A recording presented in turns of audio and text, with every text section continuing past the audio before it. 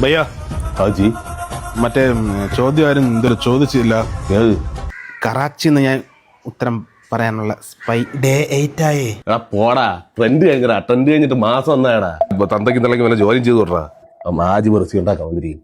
അപ്പോഴേ പറയണ ഈ വേഷം കെട്ടണ്ടെന്ന്. ഇത് മാജിക് അടിക്കുന്ന സാമ്രാജ്യം കണക്കിരിക്കും. ഞാൻ കെട്ടിയതായിരുന്നു ആജി പെർസി. മതി, കുറഞ്ഞുള്ള ആജി പെർസി മതി.